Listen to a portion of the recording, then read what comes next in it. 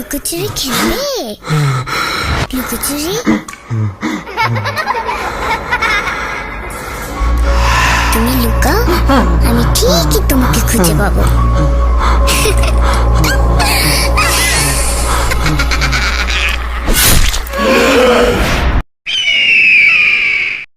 সত্য ঘটনা অবলম্বনে এই ঘটনাটি পাঠিয়েছেন শাহাদাত হোসেন, বেগমগঞ্জ, নোয়াখালী থেকে। তো আর কথা না বাড়িয়ে যেভাবে লেখা আছে সেভাবেই বলতেছি। আমার নাম সোহান, বয়স এখন 23 বছর, কিন্তু এই গল্পের শুরুতে আমি ছিলাম মাত্র 18 বছরের এক কিশোর। তখন আমি নোয়াখালী থেকে ঢাকায় এসেছি এইচএসসি পরীক্ষার পর বিশ্ববিদ্যালয় ভর্তি কোচিং করার জন্য। ঢাকার গুলিস্তানের কাছাকাছি পুরান ঢাকার একটি মেসে উঠেছিলাম, যেখানে আরো 8 থেকে 10 জন ছাত্র থাকতো। আমাদের মেসটা ছিল পুরনো একটা 3 তলা ভারীর ছাদ ঘেঁষা ঘরে।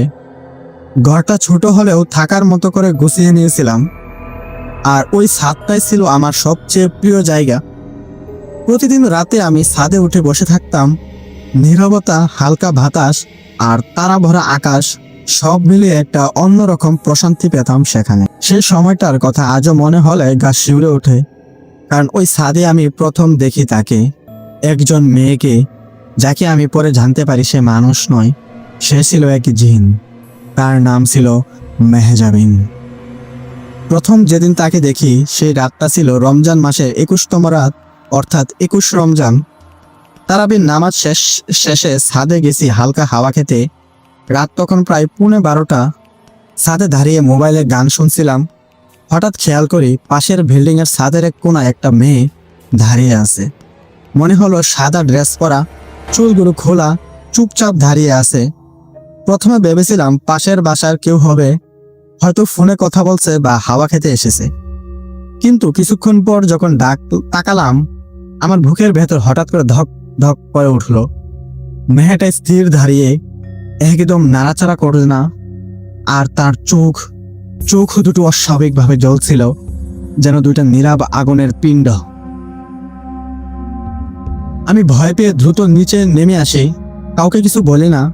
পরদিন সারাদিন একটা অদ্ভুত ভয় আমার শরীরের ভেতর লুকিয়েছিল। আমি মেসমেটদের বলি, এই ছাদের পাশের বাসায় কেউ রাতে অদ্ভুতভাবে দাঁড়িয়ে থাকে। ওরা হেসে উড়িয়ে দেয়, বলে ভূত টুত কিছু না, বেশি টেনশন নিস না। পরদিন আমি সাহস করে আবার ছাদে যাই। রাত তখন 11টা, চারপাশ নিস্তব্ধ। এবার মেয়েটাকে দেখি না, একটু স্বস্তি পাই। কিন্তু যেটা ঘটলো সেটা আমার কল্পনার বাইরে ছিল। আমি ছাদে বসে আছি, হঠাৎই পাশ থেকে একটা কণ্ঠস্বর আসে, তুমি আমাকে ভয় পাও কেন? আমি চমকে উঠি, পাশে ফিরে দেখি সেই মেয়েটাই। এবার তার চোখ স্বাভাবিক, মুখে মায়া ভরা হাসি, যেন রাতের অন্ধকারের এক শান্তির আলো। আমার মুখ শুকিয়ে গেল। আমি কাঁপা গলায় বললাম, তুমি কি? সে মৃদু হেসে বলল, আমার নাম মেহজাবিন, আমি এলাকার কাছেই থাকি। তুমি ছাদে এলে তোমার একা একা বসে থাকা দেখে আমার ভালো লাগে। আমি পুরো স্তব্ধ। তার চোখে অদ্ভুত এক আকর্ষণ যেন টানছে আমাকে। ভয়ের বদলে যেন একরকম প্রশান্তি অনুভব করলাম তখন। তারপর সে অদৃশ্য হয়ে গেল। আমি কিছু বলতে পারলাম না, মনে হলো যেন ঘোরের মধ্যে ছিলাম। পরদিন থেকে আমার মনে তার ছায়া লেগে রইল। পড়াশোনায় মন বসছিল না। রাত হলেই ছাদে যেতাম, যদি আবার তাকে দেখি, আবার তার দেখা পেতাম। আর হ্যাঁ, সে এসেছিল। প্রতিদিন রাত 11টা থেকে 12টার মধ্যে সে আসতো, বসতো পাশে, আমার সঙ্গে গল্প করত, কখনো কখনো কবিতা শোনাতো, কখনো জিজ্ঞেস করতো আমার ছোটবেলার কথা। আমি ধীরে ধীরে তাকে নিজের জীবনের সব কথা বলতে থাকলাম। কিছুদিন পর আমি তাকে বললাম, তুমি কেবল রাতেই আসো কেন? দিনের বেলা তো কখনো দেখি না। সে তখন দীর্ঘ নিঃশ্বাস ফেলে বলল, আমি রাতেই বাঁচি, দিনের আলো আমার জন্য নয়। আমি তখন বুঝিনি সে মানুষ নয়, শুধু অনুভব করতাম তাকে দেখলেই আমার মন শান্ত হয়। সে যেন আমার সমস্ত কষ্ট, একাকিত্ব দূর করে দেয়। এক রাতে আমি বললাম, তুমি সত্যি মানুষ? সে হাসলো, বলল, তুমি কি ভাবো? আমি বললাম, তোমার চোখ, তোমার আগমন আর নির্জনতা, এমন হঠাৎ করে চলে আসা সবকিছু অদ্ভুত মনে হয়। সে বলল, তুমি ভয় পাও? আমি বললাম, না, বরং তোমাকে না দেখলে এখন ভয় লাগে। সে মৃদু হেসে বলল, তাহলে প্রস্তুত হও, কারণ আমি মানুষ নই। এই পর্যন্ত বলে সে হাওয়ায় মিলিয়ে গেল। আমি আর সেই রাত থেকে নতুন এক সত্যের মুখোমুখি হলাম।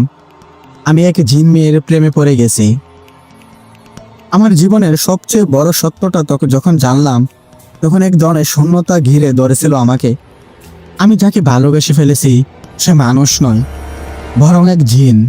কিন্তু মজার বিষয় হলো, আমি ভয় পাইনি, বরং ভালোবাসাটা এত গভীর হয়ে গিয়েছিল যে তার অতিপ্রাকৃত সত্তাটাকেও মেনে নিতে আমার কোনো দ্বিধা ছিল না। পরদিন রাতে আমি আবার ছাদে যাই। ঠিক সময় মতো মেহজাবিনও আসে। আমি চুপ করে থাকি কিছুক্ষণ, তারপর বলি, তুমি আমাকে মিথ্যা বলোনি, আমি জানি, কিন্তু তুমি যদি মানুষ না হও তাহলেও আমি তোমার সঙ্গেই থাকতে চাই। সে আমার চোখের দিকে তাকিয়ে বলল, তুমি বুঝতে পারছো না কি বলছো? আমার জগৎ আলাদা। আমার সঙ্গে থাকলে তোমার জীবন আর স্বাভাবিক থাকবে না। আমি বললাম, আমার জীবন স্বাভাবিক না থাকলেও যদি তুমি থাকো আমি সব সামলে নিতে পারবো। তার চোখে জল চলে আসে। হ্যাঁ, এক জিনের চোখে আমি প্রথমবারের মতো অস্ত্র দেখালাম। সে বলল, তাহলে আসো, আমার জগতে একটি বারের জন্য এসো। সে রাতে মেহজাবিন বলল, চলো আজ তোমাকে আমার জগতে নিয়ে যাই। আমি ভয় পেলেও রাজি হয়ে গেলাম। তার কথা এমন এক মোহ ছিল যে কিছুতেই না বলতে পারিনি। সে আমার হাত ধরলো। ঠিক সেই মুহূর্তে চারপাশ ঘোলা হয়ে এলো। মনে হচ্ছিল আমি ভেসে যাচ্ছি অন্ধকার কোনো সুড়ঙ্গে। হঠাৎ চোখ খুলে দেখি আমি এক ভিন্ন জগতে, যা একেবারে অচেনা। চারপাশে অদ্ভুত আলো, বায়ুমণ্ডলটা যেন আঠালো ধোঁয়াটে। আকাশ নেই, আছে শুধু এক রকম আলোর চাদর, আর নিচে মাটি নয়, একটা কোমল সাদা কুয়াশার মতো মেঝে। সেই জায়গাটায় মানুষ ছিল না কিছু, কিন্তু ছায়ার মতো কিছু অবয়ব ঘোরাঘুরি করছিল। তারা সবাই মেহজাবিনকে নমস্কার করছিল। সে বলল, এটা আমাদের দুনিয়ার এক প্রান্ত, যেখানে শুধু শান্তি আছে, এখানে তুমি ক্ষতিগ্রস্ত হবে না। আমি কিছুটা ভয় পেলেও আত্মস্থ হয়ে গেলাম। এরপর মেহজাবিন আমাকে এক জায়গায় নিয়ে গেল, যেখানে হালকা নীলাভ আলোয় ঝলঝল করছে এক অদ্ভুত আসন। সেখানে দাঁড়িয়েছিল আর কিছু ছায়ামূর্তি। তাদের চেহারা অস্পষ্ট, কিন্তু পোশাক ছিল হালকা ধবধবে সাদা। সেই রাতে মেহজাবিন বলল, আমরা বিয়ে করবো আজ, জিনদের নিয়মে, আমাদের শর্তে। তুমি কি রাজি? আমি কিছুক্ষণ চুপ করে থাকলাম, তারপর বললাম, তোমাকে আমি ভালোবাসি, তাই রাজি। তারপর এক অদ্ভুত আচার অনুষ্ঠান শুরু হলো। কোনো মন্ত্র নয়, কোনো গান নয়, শুধু নীরবতা আর হালকা বাতাসের শব্দ। মেহজাবিনের শরীরে তখন লাল শাড়ির মতো একটা বস্ত্র, তার মুখে অপার্থিব মায়া।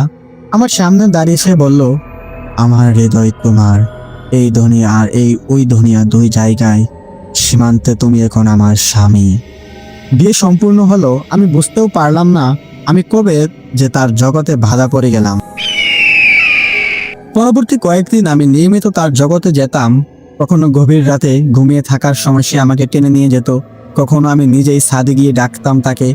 আমি অনুভব করতে পারছিলাম আমার শরীর দুর্বল হয়ে যাচ্ছে, কিন্তু মন ছিল শান্ত, ভালোবাসায় পূর্ণ। কিন্তু আমার এই পরিবর্তন আমার মেসেই সবাই বুঝতে শুরু করলো। একদিন এক বন্ধু বলল, তুই রাতে কোথায় যাস? তোর চোখের নিচে কালি পড়ে গেছে, মনে হয় ঘুমাস না ঠিক মতো। আমি কিছু বলিনি। তখন বুঝতে পারলাম আমার এই সম্পর্ক আর গোপন থাকছে না। একদিন আমার বড় ভাই হঠাৎ ঢাকা এলো। সে বলল, তোর কথা শুনে চিন্তায় পড়ে গেছি রে, তুই ঠিক আছিস তো? আমি বললাম, হ্যাঁ ভাইয়া, সব ঠিক আছে, কিন্তু আমার চোখ আর মুখের ভাষা অন্য কথা বলছিল। সেদিন রাতে হঠাৎ ভাই আমাকে অনুসরণ করলো। আমি ছাদে উঠি, মেহজাবিনও আসে। আমরা কথা বলছিলাম, হঠাৎ ভাই চিৎকার করে ওঠে, এই তুই কাদের সঙ্গে কথা বলিস? আমি ঘুরে দেখি মেহজাবিন নেই। ভাইয়া শুধু আমাকে একা একা কথা বলতে দেখেছে। সে ভয় পেয়ে বাড়িতে খবর দেয়। আমার বাবা মা পরদিনে এসে পৌঁছে যায়। তারা এক হুজুর ডাকে। হুজুর এসে আমাকে দেখে বলে, এর উপর কিছু আছে, ওর সঙ্গে অদৃশ্য কেউ যোগাযোগ করছে। তারপর শুরু হলো ঝাড়ফুঁক, দোয়া ও তাবিজ। এক রাতে হুজুর কুরআন শরীফ পাঠ শুরু করলে আমার গা হঠাৎ গরম হয়ে যায়।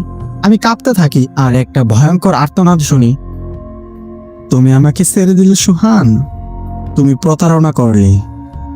আমি সেই রাতে পর থেকে আর মেহজাবিনকে দেখতে পাইনি, কিন্তু শান্তি আসেনি, বরং শুরু হলো ভয়ানক সব ঘটনা। মেহজাবিন চলে যাওয়ার পর আমার জীবনে যেন এক রাতেই বদলে গেল। গুম হলো অচেনা, মন স্থির হলো না এক মুহূর্ত। রাতের অন্ধকার আমার হৃদয়ে বিষ গোলাতে লাগলো। আমার চারপাশে অদ্ভুত কিছু ঘটনা শুরু হলো, যেগুলো আমার বোধগম্যতার বাইরে। এক রাতে ঘুমের মধ্যে যেন কেউ আমাকে ডাকে। আমি হঠাৎ ঘুম থেকে জেগে উঠি। চোখ খুলতে দেখি ছাদের ধারে মেহজাবিন দাঁড়িয়ে, কিন্তু তার চোখে আগের মতো আলো নেই, বরং কালো অন্ধকার আর ক্রোধ মিশ্রিত। সে আমার দিকে জোরে চেঁচায়, তুমি আমাকে ছেড়ে গেলে আমি ছাড়বো না তোমাকে। আমি কাঁপতে থাকি। সে ঝাঁপ দিয়ে আমার কাছে আসে। তখনই একটা হালকা আলো জ্বলে উঠলো আমার পকেটে রাখা তাবিজ থেকে। মেহজাবিন হঠাৎ পিছিয়ে গেল আর চিৎকার করে বলল, এই তাবিজ তোমাকে বাঁচাবে, কিন্তু তুমি যদি আমার কথা না শোনো, আমার প্রতিশোধ হবে আরো ভয়াবহ। পরের দিন থেকে আমার পরিবারকে সবকিছু বললাম। তারা আমাকে নিয়ে আরেকজন পীরের কাছে গেল। পীর জানালেন মেহজাবিনের আত্মা বাঁধা আছে, কিন্তু সে মুক্তির জন্য একজন মানুষের ভালোবাসায় বাঁধা। আমি যেন সে ভালোবাসায় ধরা না দিয়ে মিথ্যা আশ্বাস দেই। সে রাগান্বিত হয়ে আমার উপর প্রতিশোধ নিচ্ছে। পীর আমাদের সাহায্য করলেন এক বিশেষ দোয়া ও পূজায়, যা মেহজাবিনের অভিশাপ ভাঙতে সাহায্য করবে। পরে এক অন্ধকার রাতে পীরের নির্দেশে আমরা ছাদে গিয়ে সেই দোয়া ও তাবিজ পড়লাম। হঠাৎ করে মেহজাবিনের কণ্ঠ শোনা গেল, তুমি আমাকে ছেড়ে দাও, তবে ভুলে যেও না আমার ভালোবাসা ছিল সত্য। আর তারপর সে দোয়ার মতো মিলিয়ে গেল। তারপর থেকে আমার জীবন শান্ত হলো। মেহজাবিন আর কখনো আসেনি, তবে মাঝে মাঝে রাতের নির্জনতায় আমি তার কণ্ঠস্বর শুনি, সোহান, ভালো থেকো। আমার জীবনের সবচেয়ে ভয়ঙ্কর অভিজ্ঞতা হলেও সেই অদ্ভুত প্রেম ও সাপের গল্প আজও আমার হৃদয়ে এক অমলিন স্মৃতি। প্রিয় দর্শকরা, আপনার মতামত আমাদের সঙ্গে শেয়ার করুন কমেন্টে। আর যদি গল্পটি ভালো লেগে থাকে তাহলে অবশ্যই লাইক দিন। আপনাদের মতো দর্শকদের জন্যই আমরা এমন ভৌতিক সত্য কাহিনী নিয়ে আসি প্রতিনিয়ত। সাবস্ক্রাইব করে পাশে থাকুন, আর যদি নোটিফিকেশন অন করে দিন, নতুন গল্প এলে আপনাকে জানিয়ে দিবে। আজ ফিরছি, তবে খুব শীঘ্রই আসছি নতুন এক ভৌতিক সত্য ঘটনা নিয়ে। ততক্ষণ পর্যন্ত ভালো থাকুন, সুস্থ থাকুন, একে অন্যের খেয়াল রাখুন। আল্লাহ হাফেজ।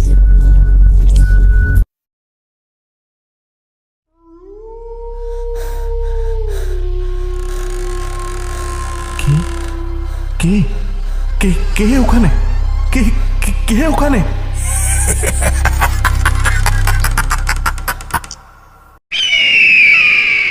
সত্য ঘটনার উপর নির্মিত আফ্রিকান কালো জাদু আফ্রিকা মহাদেশের উগান্ডার গঠিত সেই ভয়ঙ্কর ও ভয়ানক কালো জাদুর ঘটনাটি পাঠিয়েছেন মাহফুজুর রহমান ভাইয়া, আশুগঞ্জ, ব্রাহ্মণবাড়িয়া থেকে। তো আর কথা না বাড়িয়ে সেই ঘটনাটি যাওয়া যাক।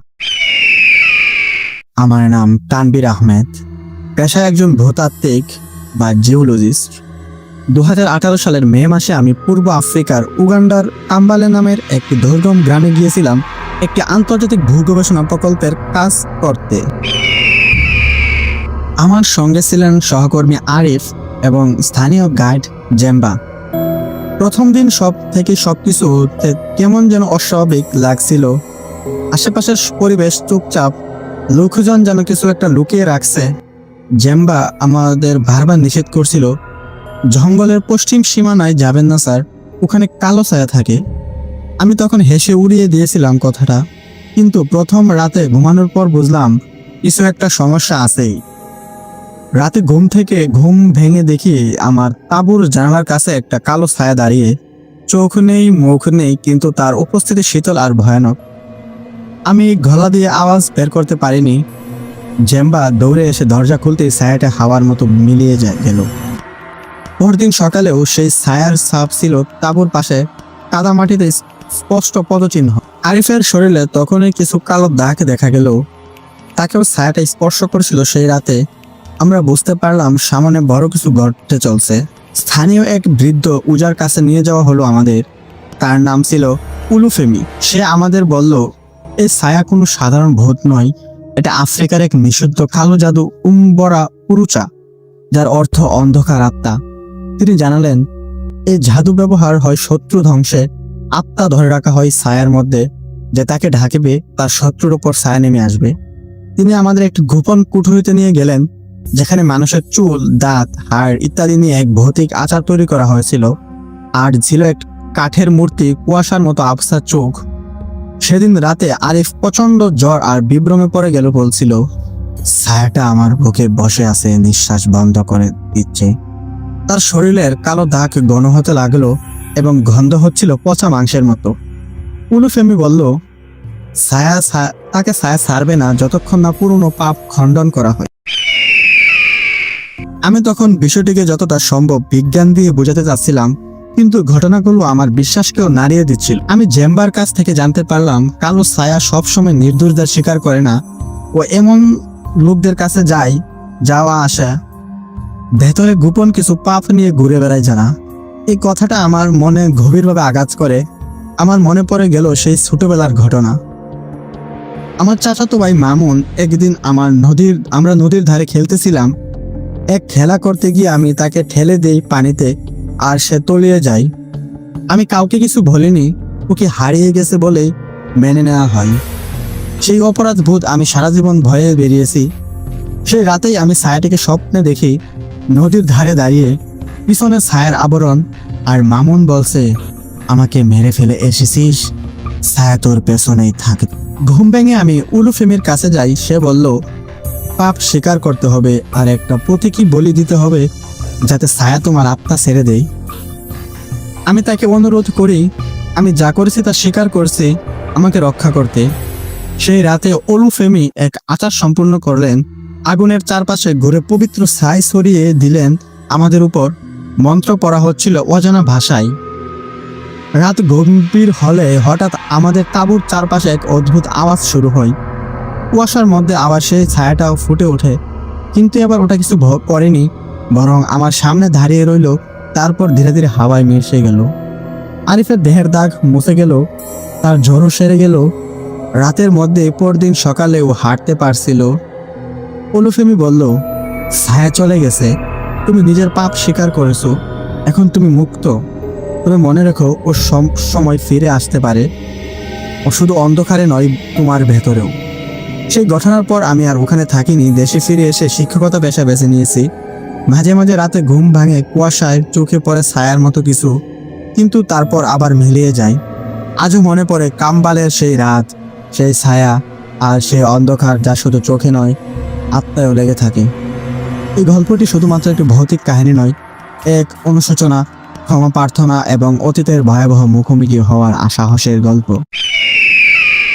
প্রিয় দর্শকরা, আপনার মতামত আমাদের সঙ্গে শেয়ার করুন কমেন্টে। আর যদি গল্পটি ভালো লেগে থাকে তাহলে অবশ্যই লাইক দিন। আপনাদের মতো দর্শকদের জন্য আমরা এমন ভৌতিক সত্য ঘটনা নিয়ে আসি প্রতিনিয়ত। সাবস্ক্রাইব করে পাশে থাকুন আর নোটিফিকেশন অন করে দিন। নতুন গল্প এলে আপনাকে জানিয়ে দিবি। আজ ফিরছি, তবে খুব শীঘ্রই আসছি নতুন এক ভৌতিক গল্প নিয়ে। ততক্ষণ পর্যন্ত ভালো থাকুন, সুস্থ থাকুন, একে অন্যের খেয়াল রাখুন। আল্লাহ হাফেজ।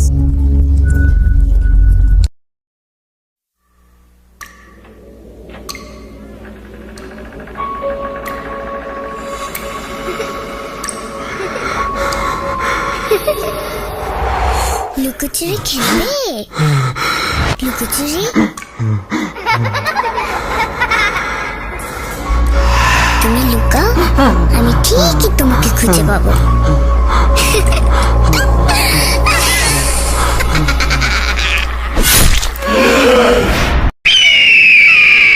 সত্য ঘটনা অবলম্বনে এই ঘটনাটি পাঠিয়েছেন ইব্রাহিম খলিল ভাই, গোমস্তাপুর, চাঁপাইনবাবগঞ্জ থেকে। ঘটনাটির নাম জিনেদের জঙ্গল। তোর কথা না বাড়িয়ে যেভাবে লেখা আছে সেভাবেই বলতেছি। আমার নাম ইব্রাহিম খলিল, আমি একজন স্কুল শিক্ষক। আমার জীবনের সবচেয়ে ভয়ঙ্কর রহস্যময় অভিজ্ঞতা নিয়ে আজ আপনাদের সামনে এসেছি। ছোটবেলা থেকে আমার বাড়ির পেছনে ছিল এক অজানা জঙ্গল। গ্রামের সবাই তাকে জিনেদের জঙ্গল নামে ডাকত।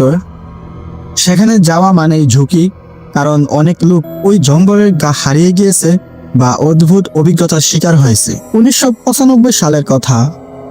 আমি তখন মাত্র 11 বছরের বয়সে একটি ছেলে।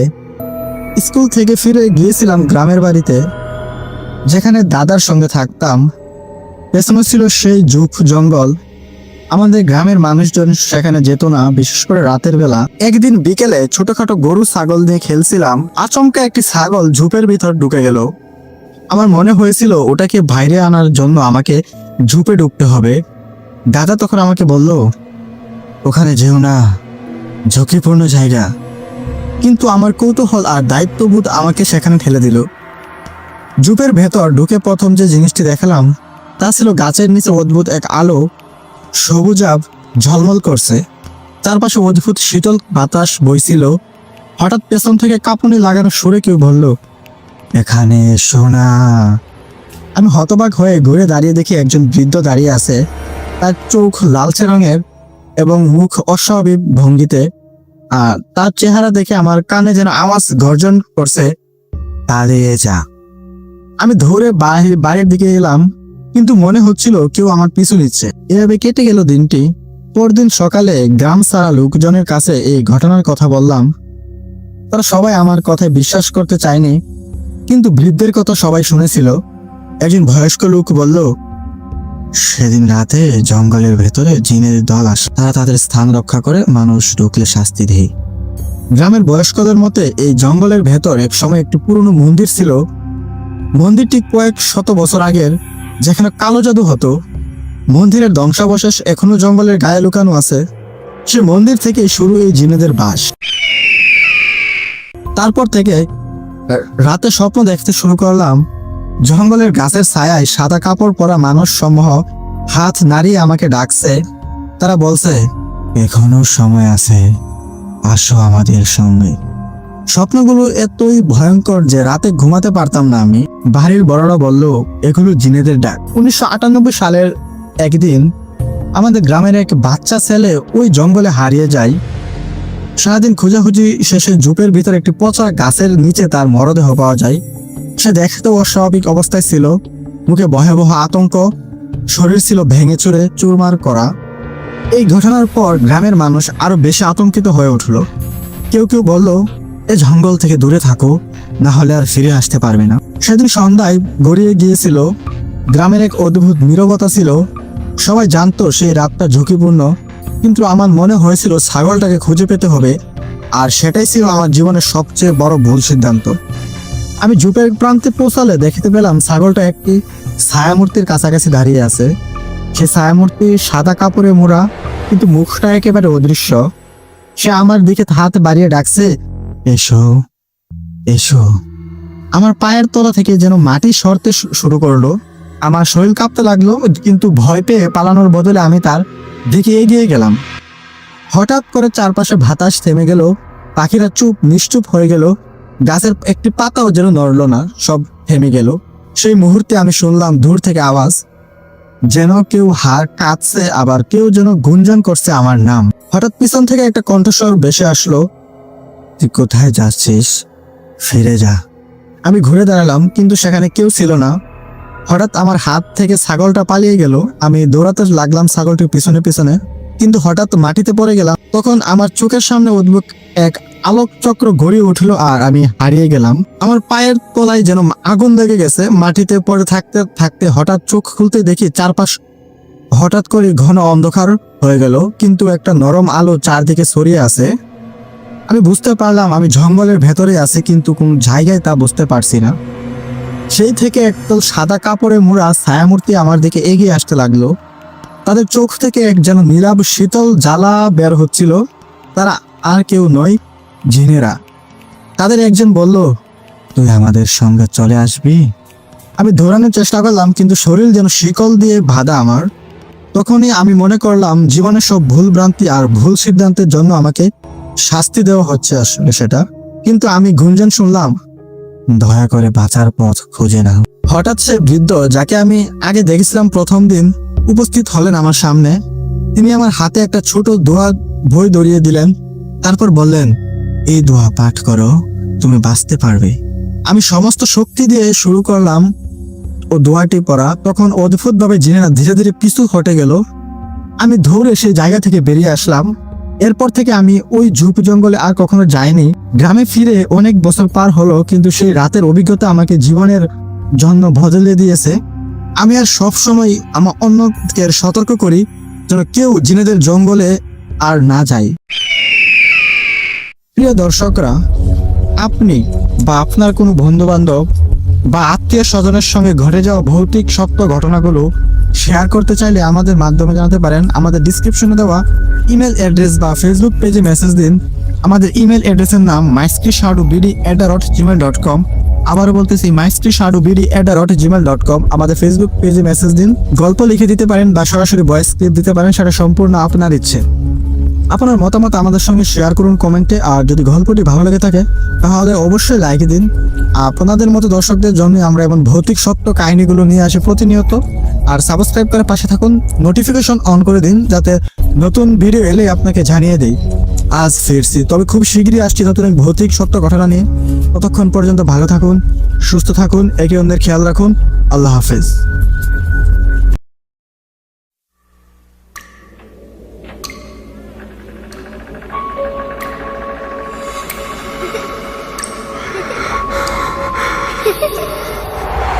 লুকোচুরি খেলবে? লুকোচুরি? তুমি লুকাও, আমি ঠিকই তোমাকে খুঁজে পাবো।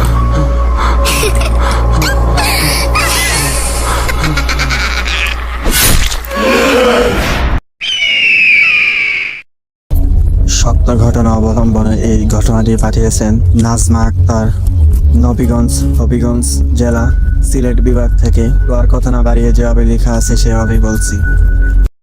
আমার নাম রাজীব আহমেদ। আমি সিলেট বিভাগের নবীগঞ্জ উপজেলার এক প্রত্যন্ত গ্রামে বাস করি। এই গল্পটা শুধু ভয় বা ভৌতিক কিছু নয়, এটি আমার জীবনের সবচেয়ে বেদনাদায়ক অধ্যায়, যেখানে আমার আপন বোন, রক্তের সম্পর্কের মানুষ, নিজের ভাইয়ের ধ্বংস চেয়ে অন্ধের মতো জাদুর ধারস্থ হয়েছিল। এটা এমন এক সত্য যা প্রকাশ করা লজ্জার, অপমানের, আবার একই সঙ্গে দরকারি, কারণ এমন ঘটনা আর কারোর জীবনে যেন না আসে। আমাদের পরিবারে আমি বড় ছেলে। আমার বয়স তখন 28 বছর। ছোট বোন শাহানা বয়স 24, আর আমাদের ছোট ভাই রিয়াদ তখন 18 বছরের তরুণ। মা বাবা অনেক আগেই মারা গেছেন। আমরা 3 ভাই বোন একসাথে থাকতাম, নিজেদের মতো করে দিন চলছিল একরকম। শাহানা কিছুটা চুপচাপ স্বভাবের, কিন্তু অতটা অদ্ভুত ছিল না আগে। ওর মধ্যে হঠাৎ করে একটা পরিবর্তন আসতে লাগলো 2020 সালের শুরুর দিকে। ও আগের চেয়ে বেশি সময় দরজা বন্ধ করে থাকতে শুরু করলো। রাতে রান্নাঘরে একা ফিস করে কথা বলতো। কখনো কখনো তার ঘর থেকে বের হয়ে হয়তো তীব্র ধূপের গন্ধ চোখ জ্বালিয়ে দিত। প্রথমে ভেবেছিলাম হয়তো মানসিক কিছু সমস্যা হবে, কিন্তু এরপর রিয়াদ হঠাৎ অসুস্থ হয়ে পড়ে একদিন। প্রথমে হালকা জ্বর, তারপর মুখ ঘুরে পড়ে যাওয়া, কাঁপুনি দিয়ে ওঠা। গ্রামের ডাক্তার কিছু ধরতে পারলেন না। রিয়াদ বলতো, ভাইয়া আমি ঘুমাতে পারি না, চোখ বন্ধ করলে দেখি একটা কালো চুলওয়ালা মহিলা এসে আমার বুকের উপর বসে, চিৎকার করতে পারি না। আমি ভয় পেতে লাগলাম। এক রাতে আমি হঠাৎ ঘুম থেকে উঠে দেখি রান্নাঘরে আলো জ্বলছে। দরজার ফাঁক দিয়ে উঁকি দিয়ে দেখি শাহানা একটি লাল রঙের কাপড় বিছিয়ে, তার উপর কিছু পাথর, হাড়গোড়, একটা পুঁতির মালা আর একটা ছোট নোংরা কাগজে লেখা কিছু পড়ছে। সে বলছে, সে আমার না হলে মরুক, যার ভালোবাসা পাই না তার বাঁচার দরকার কি। আমার গা কাঁপতেছিল। এটা কি নিজের ভাইয়ের জন্য? আমি কিছু বলিনি, শুধু ভোরে মসজিদের ইমাম সাহেবকে ডেকে আনলাম। তিনি আমাদের ঘর তদারকি করে বললেন, তোমাদের ঘরে রুহানি সমস্যা আছে, খুব সম্ভবত এখানে কিছু জিনপরি রাখা হয়েছে, আর কাউকে টার্গেট করা হয়েছে, তাকে শেষ না করা পর্যন্ত ছাড়বে না। পরের দিন আমি আর ইমাম সাহেব মিলে ঘরের চারদিক ঘুরতে শুরু করি। রান্নাঘরের পেছনে একটা জায়গায় মাটি কিছু আলগা ছিল। ঘুরতেই দেখি একটা ছোট্ট মাটির হাঁড়ি, ভেতরে রিয়াদের পুরনো জামা, কিছু নখ, চুল, রক্ত মাখা কাপড়, আরবি হরফে লেখা একটা তাবিজ, একটা ছোট্ট আয়না। এসবই ছিল কালো জাদুর নিদর্শন। আমি স্তব্ধ হয়ে গেলাম। শাহানাকে জিজ্ঞেস করলে সে চুপ, চোখ নামিয়ে রাখে। কিন্তু যখন ইমাম সাহেব দোয়া পড়তে শুরু করলেন, হঠাৎ করে সে আর্তনাদ করে উঠল। আমার জীবন কি নষ্ট হয়নি ভাইয়া? তুমি কি কোনোদিন বুঝেছো আমাকে? মা বাবা মারা যাওয়ার পর শুধু রিয়াদ আর তুমি তো আমার কখনো বুঝুনি। আমি হতবাক। ওর কথায় হিংসা, কান্না আর এক ধরনের ভাঙা ভালোবাসার ক্ষোভ। ইমাম সাহেব শাহানাকে কিছু আয়াত শোনাতে শুরু করলেন। সূরা বাকারা, সূরা ফালাক, সূরা নাস। প্রথম দিকে কিছু হচ্ছিল না, কিন্তু হঠাৎ করে শাহানা তার হাত কামড়ে ধরলো। চোখ পুরো সাদা, পা দুটো মেঝে থেকে উঁচু হয়ে গেল। তা আমরা চিৎকার করে উঠলাম। হুজুর গম্ভীর গলায় বললেন, এটা শুধু মেয়েটা না, এর ভিতর অন্য কিছু ঢুকে গেছে। কে রেখেছিল? শাহানার গলা বদলে যায়, গা শিউরে ওঠার মতো আওয়াজ তোলে। আমাকে রেখেছিলে বন্ধু, ও নিজে। আমি ছিলাম রক্তের বিনিময়ে, ভাইয়ের রক্ত, তার ভালোবাসা চেয়েছিল। ঘরের বাতাস হিম হয়ে আসে।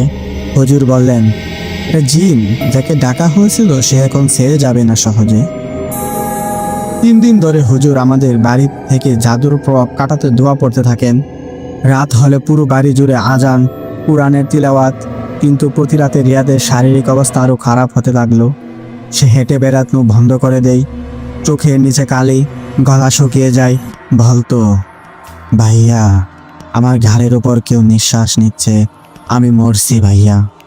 রাত 3টায় হঠাৎ আমাদের দরজা নিজে নিজে খুলে যায়। ঠান্ডা হাওয়া ঢুকে রুমে। রিয়াদ বিছানায় ছটফট করতে থাকে, আর শাহানার ঘর থেকে বেশি আসে হাসির শব্দ। ঠোঁট নাড়াচ্ছে না, কিন্তু ভেতর থেকে যেন কেউ হাসছে। হুজুর বললেন, একটা জিন ওকে দখল করছে। মেয়েটাই ডেকেছিল তাকে, কিন্তু সে এখন রক্ত চাই। এ বাড়ি একা ছাড়বে না। তদন্ত করতে গিয়ে আমরা এক পুরনো কবিরাজের খোঁজ পেলাম, যিনি শাহানার ছোটবেলায় পরিচিত ছিলেন। তিনি ফাঁস করলেন সত্যটা। ও ছোটবেলায় ভালোবাসার জন্য জিন ডাকতো। মা মারা যাওয়ার পর একা পড়ে গিয়েছিল। একদিন বলেছিল, ভাইয়া আমায় ভালোবাসে না, আমি চাই সে শুধু আমার হয়ে থাকুক। সেদিন আমি ওকে নিষেধ করছিলাম, কিন্তু ও রক্ত ব্যবহার করছিল। তখন থেকে জিনটা ওর কিছু নেই। এই জিনটা ছিল কালা তাবিজের আবিষ্ট আত্মা, কারো হিংসা, ঘৃণা বা অপূর্ণ ভালোবাসার তীব্রতায় জন্মানো আত্মিক সত্তা, যা একবার জেগে উঠলে আর চাহিদা শেষ হয় না। 3 রাত পর শাহানা হঠাৎ নিখোঁজ হয়ে যায়। দরজা খোলা, ঘরে শুধু পড়ে আছে সেই লাল কাপড় আর একটি পাথরের মূর্তি, যার চোখে রক্তের ছিটা। ভোর রাতে গ্রামের কিছু লোক ডাকলো। বাড়ির পিছনে শ্মশানে এক মেয়ে বসে আছে, কাঁদছে না, হাসছে। আমরা গিয়ে দেখি শাহানা নগ্ন পদে বসে আছে, চোখ স্থির, চারপাশে ছড়ানো দুধ, চাল, হাড়, রক্তমাখা কাঁচি। ও ফিসফিস করে বলছে, সে যদি আমার না হয় তবে মরুক, আজ শেষ হবে। হুজুর কুরআনের আয়াত জোরে জোরে পড়তে থাকেন। হঠাৎ করে চারদিকে শুশু বাতাস, মনে হচ্ছিল কেউ পেছনে দাঁড়িয়ে। আমি চোখ বন্ধ করে বলি, আল্লাহ নামে বলছি, ফিরে যাও, ক্ষমা চাও। ওই সময় শাহানা চিৎকার করে কাঁদতে শুরু করে বলল, ভাইয়া আমি কি করেছি? আমি তো শুধু চাইছিলাম তুমি আমারই দেখো। তুমি রিয়াদকে নিয়ে ব্যস্ত, আমি তো ছিলাম একা। তাবিজের প্রভাব কাটাতে 7 দিন লেগেছিল। শাহানাকে ঘরের বাইরে রাখা হতো না। ও ধীরে ধীরে স্বাভাবিক হয়। ও কিন্তু রিয়াদ, ও আর উঠে দাঁড়াতে পারল না। একদিন বলল, ভাইয়া আমি বাঁচতে চাই না। যদি আমার নিজের বোন চাই আমি মরি, তবে বাঁচার কি দরকার? আমার চোখ দিয়ে পানি পড়ছিল। আমি বুঝতে পারছিলাম ভালোবাসা যদি রোগ হয়ে যায়, সে ভয়ঙ্করতর হয় যে কোনো জাদুর থেকেও। রিয়াদ একদিন ঘুমের মধ্যে মারা যায়। শাহানা এখনো বেঁচে আছে। ও পুরোপুরি স্বাভাবিক না। মাঝে মাঝে আয়নার সামনে দাঁড়িয়ে নিজের চোখে তাকিয়ে বলে, ভালোবাসি তোকে ভাইয়া, তাই চেয়েছিলাম শুধু তুই থাক। এই ঘটনা আমি কখনো ভুলতে পারি না। আমি চাই তুমি এই সত্যটা জানো, যেন ভালোবাসা যখন বিকৃত রূপ নেই তখন কি ভয়ঙ্কর সর্বনাশ রেখে আনে। শাহানার আচরণ আগের থেকেও আরো অনিশ্চিত হয়ে পড়ল। ওর চোখে মাঝে মাঝে অদ্ভুত চেতনা জেগে ওঠে, যেমন কেউ ওর উপর দিয়ে হেঁটে যাচ্ছে। মাঝরাতে ও কানে ফিসফিস করে বলে, সে আবার ফিরে এসেছে। আমি অনেকবার চেষ্টা করছিলাম ওর সঙ্গে কথা বলতে, কিন্তু ও সব সময় পালিয়ে যেত। হুজুর বললেন, ওর মনে হয় কিছু জিনের ছায়া লুকিয়ে আছে, তা ওর মন থেকে বের করা দরকার। আমাদের গ্রামে আরেক পণ্ডিত মহল খোঁজ নিয়ে আসলো। তারা বলল, শাহানার পরিবারের পেছনে একটা পুরনো কালো জাদুর ছায়া আছে, যেটা ওর অংশ থেকে শুরু। পণ্ডিতদের মতে এই কালো জাদুর প্রথম শুরু হয়েছিল তাদের দাদার সময়ে, যখন জমিদারি নিয়ে বিরোধ চলছিল। তাদের বিরুদ্ধে প্রতিপক্ষ এমন কিছু করেছিল যা এই পরিবারটা ধ্বংসের মুখে পড়ছিল। শাহানার এমন অস্বাভাবিক আচরণ এই কারণ ওর মনের মধ্যে সেই পুরনো অভিশাপ আজও কাজ করে। কেউ বা কিছু ওর শরীরে প্রবেশ করে ওকে শক্তি দেয়, কিন্তু সেই শক্তি আর ভালো কিছু নয়, বরং ধ্বংসাত্মক। এই খবর শুনে আমাদের হুজুর আরো জোরালো দোয়া শুরু করলেন। প্রতিদিন রাতে বাড়িতে কোরআন তিলাওয়াত চলতো, আর শাহানাকে আলাদা রেখে ওর উপর বিশেষ দোয়া করতেন। একদিন হঠাৎ শাহানা উঠে এসে বলল, আমি আর তোমাদের সঙ্গে থাকতে পারি না। আমার ভেতরে কিছু আছে যা তোমাদের জন্য ক্ষতিকর। আমি বুঝলাম ওর মধ্যে থাকা কালো শক্তিকে বের করতে গেলে কঠোর পরীক্ষা দিতে হবে। শাহানা স্বীকার করলো ওর মধ্যে এক আত্মা রয়েছে যা ওকে ভালোবাসে না, কিন্তু ওর নিয়ন্ত্রণে। আত্মাটি তাকে বারবার ভাই রিয়াদের জন্য হিংসা করতে বলছে। সে বলল, আমি শুধু ভালোবাসা চেয়েছিলাম, কিন্তু এই আত্মা আমাকে বলছে তাকে ধ্বংস করো। আমি লড়ছি, কিন্তু জোরে জোরে ওর ঢাক আসে। এই কথাগুলো শুনে আমি বুঝতে পারলাম এখানে শুধুই জাদু নয়, একটি পুরনো অভিশাপ ও জিন বাস করছে। এক রাত বাড়ির বাতাস ছিল অস্বাভাবিক ভারী। শাহানা হঠাৎ চিৎকার করে উঠল, ওরা আসছে, ওরা আমাকে ছিনিয়ে নেবে। আমরা সবাই ধরে গিয়েছিলাম। হুজুর কুরআনের তিলাওয়াত শুরু করলেন। ওই রাতটাই আমি নিজের চোখে দেখলাম কিভাবে শাহানার শরীর থেকে ধোঁয়ার মতো একটা কালো ছায়া বের হয়। শাহানা চিৎকার করে বলল, ছাড়ো আমাকে, আমি তোমাদের সাথে থাকতে চাই না। পরের দিন শাহানা কিছুটা শান্ত হলো, বলল, আমি জানি আমার ভাইয়ের প্রতি আমার ভুল ছিল, কিন্তু আমার ভেতরে থাকা আত্মাটা আমার বন্ধু নয়। আমরা বুঝলাম ওর মনের একটা অংশ জাদুর শক্তির কাছে আটকা পড়ে আছে। হুজুর বললেন, আমাদের এখন আরো কঠোর দোয়া ও তাওবা করতে হবে। আমাদের পারিবারিক ঐতিহ্যে লুকিয়ে আছে এমন অভিশাপ দূর করতে হবে। আমি ও আমার ভাই বোন সবাই প্রস্তুত হলাম এক কঠোর পরীক্ষার জন্য। শাহানা ও আমরা সবাই জানতাম মুক্তি পেতে গেলে জাদুর উৎস ধ্বংস করতে হবে। হুজুর আমাদের জানালেন, ওর মধ্যে থাকা আত্মাটা এখান থেকে যেতেই চাইবে না, ওর শক্তি পুরোপুরি ছিন্ন করতে হবে। এক রাতে ভারী রাঙিনা এক বিশেষ দোয়ার আয়োজন হলো। চারপাশে মোমবাতি, কোরআনের তিলাওয়াত আর তাবিজের সরাসরি। শাহানা এক কোণে বসে চোখ বন্ধ করে দোয়া শুনছিল। হঠাৎ ওর শরীর কেঁপে উঠল, কালো ধোঁয়া বের হতে লাগলো। সে চিৎকার করে উঠল, ছাড়ো আমাকে, আমি চাই না আর জড়াতে। আমরা ধৈর্য ধরে দোয়া চালিয়ে গেলাম। ধীরে ধীরে কালো ছায়া গাঢ় হয়ে আসলো, তারপর হারাতে শুরু করলো। রাতে যখন শেষ দোয়া পড়া হলো, ওর শরীর ক্লান্ত হয়ে গেল, কিন্তু রিয়াদের ক্ষতি হয়ে গেছে। সে আর কখনো স্বাভাবিক হতে পারলো না। ওর জীবন হয়ে গেল একটা দীর্ঘ যন্ত্রণার গল্প। একদিন ওর নিথর দেহ দেখে আমার চোখে জল উঠলো। ভাইয়া, ক্ষমা করো আমাকে, আমি আর বাঁচতে পারিনি। আমরা সবাই শোকাহত, কিন্তু জানতাম এই গল্প থেকে শিক্ষা নিতে হবে। শাহানা এখন অন্য জায়গায় চলে গেছে, তার মানসিক চিকিৎসা চলছে। আমি নিজেও চেষ্টা করছি নতুন জীবনের দিকে এগোতে। আমাদের গ্রামের মানুষ এখনো এই গল্প শুনে ভয় পায়, কিন্তু আমি চাই এই গল্পটা সবাই জানুক। ভালোবাসার অতিরিক্ত আকাঙ্ক্ষা কখনো কখনো ভয়ঙ্কর পর্যন্ত ডেকে আনে। রক্তের ছায়া আমাদের জীবন থেকে মুছে ফেলা যায় না, কিন্তু আমরা শিখেছি ভয় ও বিশ্বাসের মাঝে সরলতা খুঁজে নিতে। আমরা চাই তোমার জীবন হোক নিরাপদ, সুরক্ষিত, শান্তিপূর্ণ। আপনার মতামত আমাদের সঙ্গে শেয়ার করুন কমেন্টে। আর যদি গল্পটি ভালো লেগে থাকে তাহলে অবশ্যই লাইক দিন। আপনাদের মতো দর্শকদের জন্য আমরা এমন ভৌতিক কাহিনী নিয়ে আসি প্রতিনিয়ত। সাবস্ক্রাইব করে পাশে থাকুন আর নোটিফিকেশনটি অন করে দিন, নতুন গল্প এলেই আপনাকে জানিয়ে দিবি। আজ ফিরছি, তবে খুব শীঘ্রই আসছি নতুন এক ভৌতিক সত্য ঘটনা নিয়ে।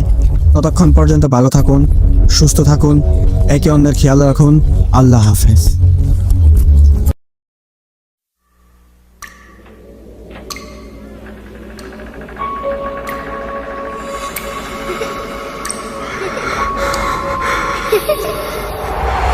লুকোচুরি খেলবে? লুকোচুরি? তুমি লুকাও, আমি ঠিকই তোমাকে খুঁজে পাবো।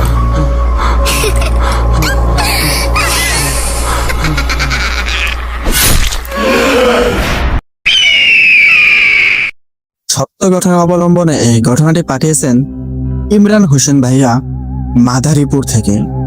ঘটনাটির নাম হচ্ছে আপন ফুফুর করা কালো জাদু। তো আর কথা না বাড়িয়ে যেভাবে লেখা আছে সেভাবেই বলতেছি। আমার নাম ইমরান হোসেন, বয়স এখন 32। আমরা মাদারীপুর জেলার এক মধ্যবিত্ত পরিবারে থাকি। আমাদের পরিবারের পরিচিত মানুষজন সবাই জানে যে আমরা একান্নবর্তী পরিবারে বড় হয়েছি। দাদা দাদি চাচা ফুফু সবাই একসঙ্গে থাকতাম। আমার বাবা ছিলেন সংসারের মেজ ছেলে, আর তার বড় বোন আমার আপন ফুফু জুবাইদা খাতুন, বয়সে বাবার চেয়ে প্রায় 12 বছরের বড়। ছোটবেলা থেকেই দেখতাম ফুফুর কেমন যেন গম্ভীর, চুপচাপ, কারোর সঙ্গে মিশতেন না। মাকে আমি অনেকবার বলতে শুনেছি, তোর ফুফু ঠিক থাক না, চোখে চোখ রাখে না, কোনো কিছু হঠাৎ জানে যায়। কিন্তু তখন আমি এসব পাত্তা দিতাম না। ভাবতাম গ্রামের এমন অনেকেই তো একটু অন্যরকম হয়। ফুফু আমায় ছোটবেলায় পছন্দ করতেন, খেলনা দিতেন, দোহাও করাতেন মাঝে মাঝে। তবে একটা জিনিস আজও মনে আছে, তিনি আমাকে বলতেন, কাউকে বেশি বিশ্বাস করিস না, নিজের রক্ত বিষ হয়ে উঠতে পারে। তাও বুঝিনি বছর 2 আগে আমার বিয়ে হয় রাফিয়ার সঙ্গে। সে শিক্ষিতা, ধার্মিক, শান্ত স্বভাবের একটা মেয়ে। আমাদের মধ্যে খুব সুন্দর সম্পর্ক গড়ে ওঠে। কিন্তু বিয়ের মাত্র 1 মাস পেরোতে এক অদ্ভুত ছায়া যেন আমাদের সংসারে নেমে এলো। প্রথমে রাফিয়া মাঝরাতে ঘুম থেকে উঠে তা কাঁদতো। সে বলতো, ঘুমাতে গেলে আমার বুকের উপর কেউ বসে থাকে, আমি নড়তে পারি না। আমি ভাবলাম এটা দুঃস্বপ্ন, হয়তো বিয়ের নতুন পরিবেশ মানিয়ে নিতে পারছে না। কিন্তু দিন যত যেত তার শরীর খারাপ হতে লাগলো। সে খাওয়া বন্ধ করে দিল, চুপচাপ হয়ে গেল, কখনো হঠাৎ কান্না করত, কখনো হেসে উঠত। এক রাতে আমি দেখি ঘরের বাতি নিজে থেকে জ্বলে উঠছে, আমার বন্ধ হয়ে যাচ্ছে। আরেক রাতে ঘুম ভাঙার পর দেখি খাটের নিচে একটা পুরনো ছবি, আমার ফুফুর ছবি। আমরা কেউ সেটা রাখিনি। আমার মা তখন হঠাৎ একদিন বললেন, তুই জানিস না তোর ফুফু তোদের সংসার চায় না, তোদের মুখ সুখ সহ্য হয় না তার।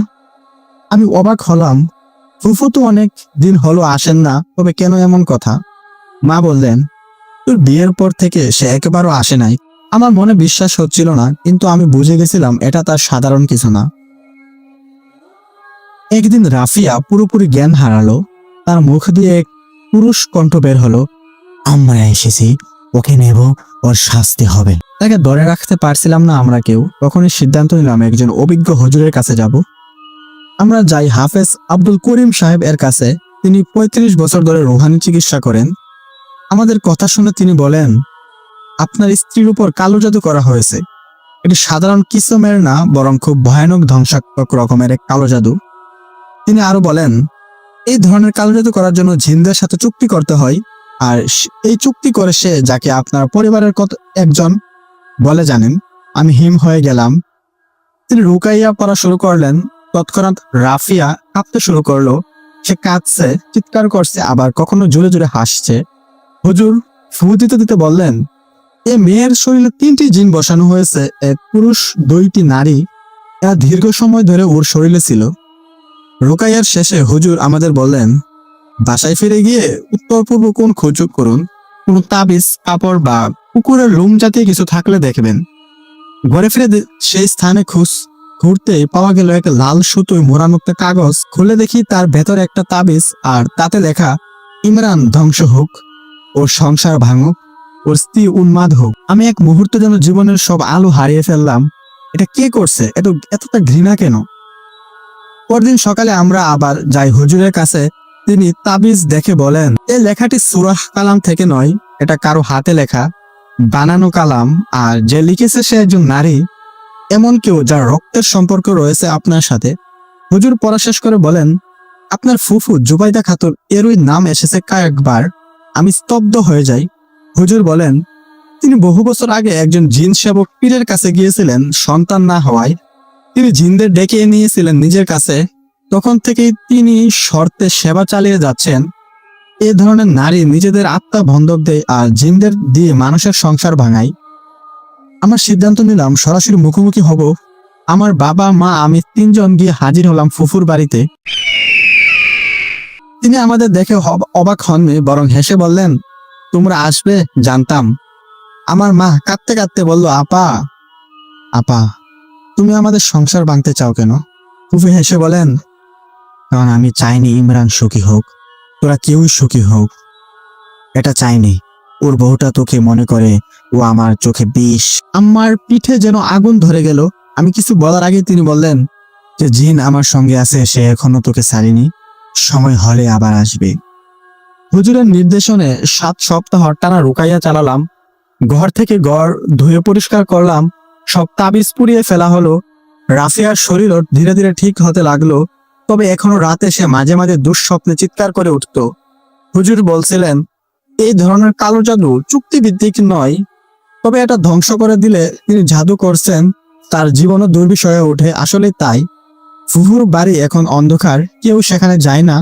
গ্রামের লোকেরা বলে রাতে তার ঘরে বিড়াল নয়, বরং লম্বা চুলওয়ালা কোনো নারী দেখা যায় যাকে কেউ চিনতে পারে না। আমার সঙ্গে সঙ্গে সমস্ত চিরতর ছিন্ন করেছি। আমি কখনোই প্রতিশোধ নিতে চাইনি, কিন্তু মাঝে মাঝে ঘুমের মধ্যে দেখি ফুফু দাঁড়িয়ে আছে আমার খাটের পাশে আর ফিসফিস করে বলছেন কালো জাদুর শেষ নাই, আবার দেখা হবে। প্রিয় দর্শকরা, আপনার মতামত আমাদের সঙ্গে শেয়ার করুন কমেন্টে, আর যদি গল্পটি ভালো লেগে থাকে তাহলে অবশ্যই লাইক দিন। আপনাদের মতো দর্শকদের জন্য আমরা এমন ভৌতিক সত্য ঘটনা নিয়ে আসি প্রতিনিয়ত। সাবস্ক্রাইব করে পাশে থাকুন আর নোটিফিকেশন অন করে দিন, নতুন গল্প এলে আপনাকে জানিয়ে দিবে। আজ ফিরছি, তবে খুব শীঘ্রই আসছি নতুন এক ভৌতিক গল্প নিয়ে। ততক্ষণ পর্যন্ত ভালো থাকুন, সুস্থ থাকুন, একে অন্যের খেয়াল রাখুন। আল্লাহ হাফেজ।